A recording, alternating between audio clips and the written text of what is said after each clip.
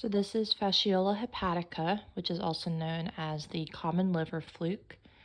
And so this is the most common trematode in ruminants, and its definitive host are going to be all of the ruminants, so cattle, sheep, alpaca, llamas, and it is a trematode, so its intermediate host is going to be a snail. The adult flukes themselves tend to look like a leaf. They have a distinctive cephalic cone, which makes it different from F. magna, ventral sucker, and an oral sucker. Their eggs are going to be very big. They're going to be filled with a whole bunch of stuff, and they're going to have an operculum at the top of it. It's a life cycle, so how do these ruminants get it? So the infective stage is the metacercaria. So the ruminant will eat the metacercaria. It will go to the intestine and penetrate the intestine. It will then move through the peritoneal cavity to the liver. Once it's in the liver, it becomes an immature adult. It lives there for a little bit, and that's what causes most of our symptoms. So then it'll go to the bile duct, where it becomes a full adult, sits there for some time, makes eggs that go into the feces. Those will go into the snail and develop, and then they move out of the snail to the environment. So pathology that happens, like I said, the immature adult is the one that causes most of the pathology, so it destroys the liver parenchyma. It also makes them susceptible to a bacteria known as Clostridium novi, which is what causes black disease. The adults, when they move to the bile duct, can irritate the bile duct and cause something that's called pipestem liver. Something of note is that cows are more tolerant to migration, so they tend to have less pathology. Your sheep and goats will have more pathology, which is why I drew a sheep here. So symptoms of them having Fasciola hepatica, they're going to have an acute fever, can have rapid sudden death, decreased appetite, so that's a little stomach, bottle jaw, so that swelling, and then weakness. Okay, so it is zoonotic. We can be the definitive host, and so we get it from eating the metacercaria. Infective stage is metacercaria. Diagnostic stage is going to be those operculum eggs. How do we diagnose it? The biggest problem is that, like I said, most of the disease comes from the young adults, and so at that time there's not going to be eggs in the feces, and so you can't really see it in sedimentation when they are the most sick, and of course they can have sudden death, but you can do based off of clinical signs, or you can see the eggs in sedimentation. Treatment, you kind of have to time it right. It has to attack that adult phase, so once it's in the bile duct. But the number one treatment is going to be chlorsulon, and then fenbendazole is also an option. How do you control it? You avoid wet pasture and wet hay, because that's what encourages the snail to be there. Vaccinate against C. novi, so that black disease, and then try to control the snail intermediate. This is Fasciola magna, which is known as the giant liver fluke, also known as the deer fluke. That's because its main host is the deer, but it can also be in cattle, sheep, and goat. Its intermediate host is the snail. The adults look a lot like Fasciola hepatica, except there's going to be no cephalic cone or shoulders. The eggs are also going to be operculated. They look very, very similar. Interesting is based off of the animal, the definitive host that it's in, it does have a different kind of life cycle and pathology that it causes. So in the deer, once it reaches the liver, it'll form a cyst around it, but it's still open to the bile ducts, and so it is able to pass eggs and feces. So the deer is the only one that will pass eggs and feces. Cattle, when it reaches the liver, it is fully encapsulated, so there's no eggs and there's no symptoms. Sheep, when it reaches the liver, it does not encapsulate, and it will just start migrating around and cause a lot of damage. There's still no eggs. Say hi, Toby. Pathology, again, with cows, because it encapsulates, it's minimal. Sheep's, with that migration, causes a ton of damage, and it can expose it to C. novi, that black liver disease. So your cows, there won't really be symptoms. It'll be found in the liver at death, and the liver's condemned. Sheep and goats, they'll be emaciated, weakness, edema, and can have sudden death. Why? Okay. Not really zoonotic. Infective stage is that metacercaria in the environment. Diagnostic stage is going to be the egg. Diagnosis, these two don't have eggs that produce, only the deer produces the eggs, so you just got to go off as symptomatic and necropsy. Treatment will be albendazole, especially in these sheep and goats. Control, keep the deer out of the area because that's required to complete the life cycle and control the snail. It is located way up north, Canada, Great Lakes, but it is also here and on the west coast. So this is Monesia. This is a tapeworm that lives in the your ruminants, and so Expansa is going to be your sheep and goat tapeworms. Benedini is going to be your cattle tapeworm. But even though they have those names, like cattle can get Expansa, sheep can get Benedini, so they're the definitive host in both species. Intermediate host is going to be the Orobated, which is like, it's a mite, basically. I forgot to write it, but it is not zoonotic. We don't really need to know the adults. The eggs, so in Expansa, they're going to be more triangular shaped, and the little circle in the middle is the piriform apparatus. Benedini is going to be more square shaped, again with the piriform apparatus. So, life cycle. The animal will eat the cysticercoid. So the cysticercoid is the infective stage, goes to the intestines. They will pass gravid proglottids, which have the eggs in them, so the eggs are in the feces. The Orobated will eat it, that mite, and then it develops back into a cysticercoid. Pathology, there really isn't much. It's just a nutrient competitor. If they don't have a heavy worm burden, it tends to be subclinical. It is worse in the young. If you do have a heavy worm burden, unthrifty, which is why it's sad, constipation, diarrhea. Again, infective stage is the cysticercoid. The diagnostic stage is the egg. How can you diagnose it? You do a fecal float and look for those eggs. Treatment is going to be the bendamindazoles group. Didn't really talk about control, and it is located all over the world. This is Taenia saginata, which is the beef tapeworm. So this one is very important because humans are naturally part of the life cycle, so it is like zoonotic, but is it really, because we're required as part of the life cycle? How we get it is we eat the infected meat of cattle, so the intermediate host is going to be the cattle. We don't really need to know like adults and eggs because those are going to be in humans. What you see in the cattle tends to be in the infected meat. It's going to be the cysts, and that's what's called beef measles. The life cycle, the cow will eat the egg in the environment. Larvae and cysts, or in human feces, larvae and cysts in their muscles. The larva in the muscle gets eaten by the human, develops into adult tapeworm in the small intestine. Gravid proglottids, eggs will be in the feces. Pathology, it makes beef measles in the muscles. For cows, it's often asymptomatic. So the infective stage is going to be the eggs. Diagnostic stage for cows is going to be the cyst in the muscle.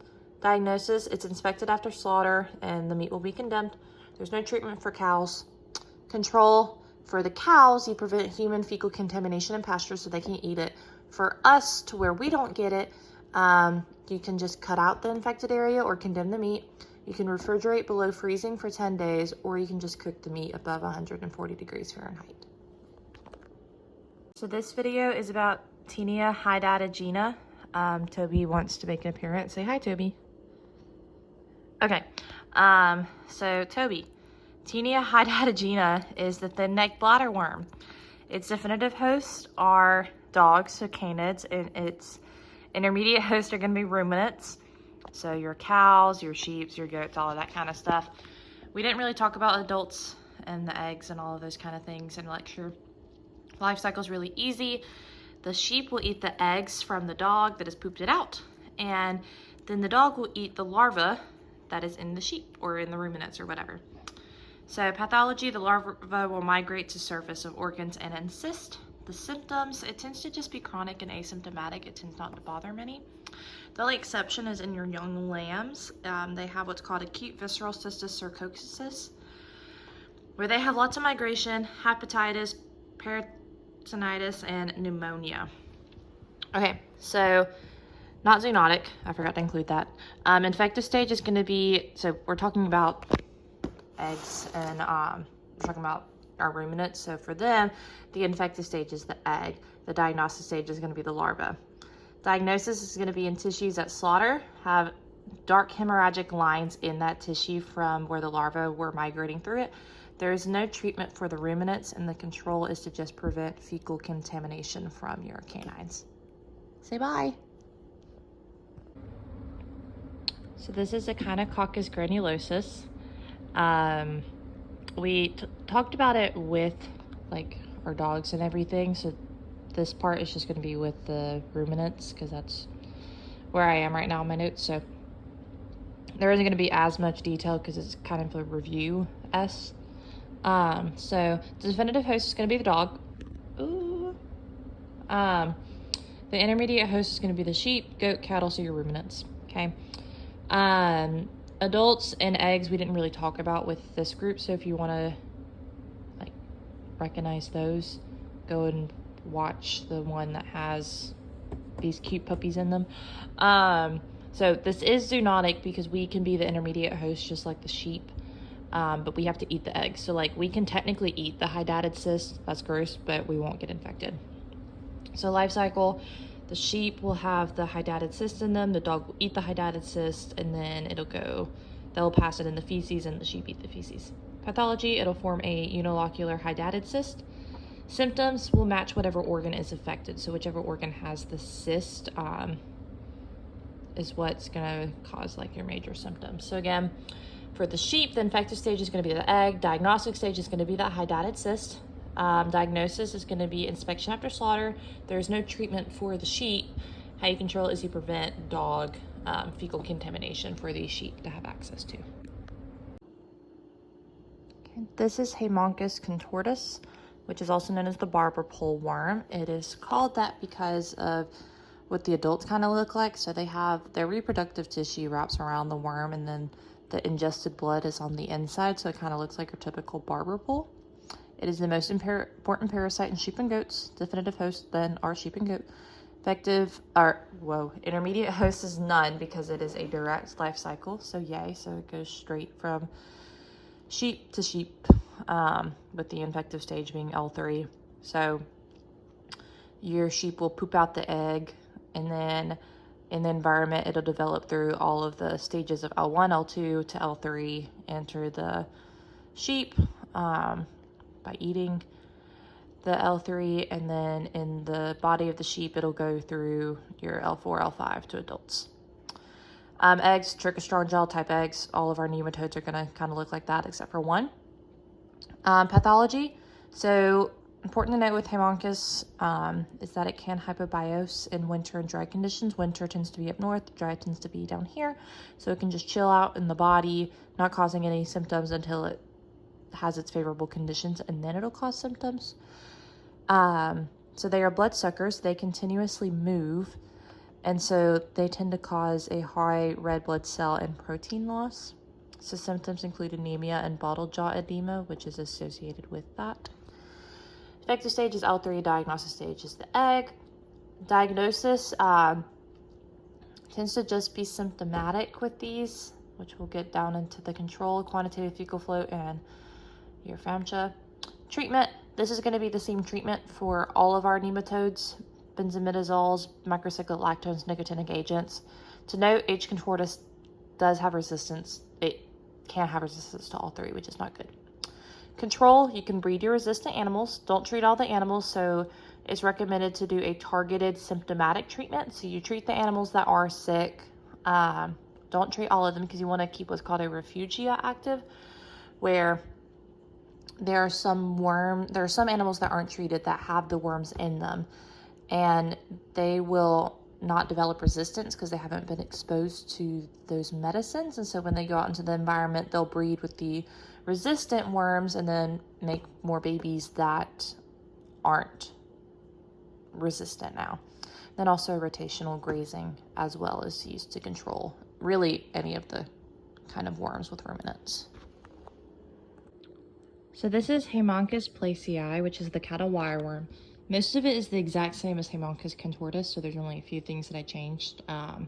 So their definitive host is going to be mostly cattle, but it can affect all ruminants. It's also still a direct life cycle, still those trichostrong gel type eggs, same kind of pathology, same treatments and all of that. So the only thing to add to this was that it's got a different name and it affects different things.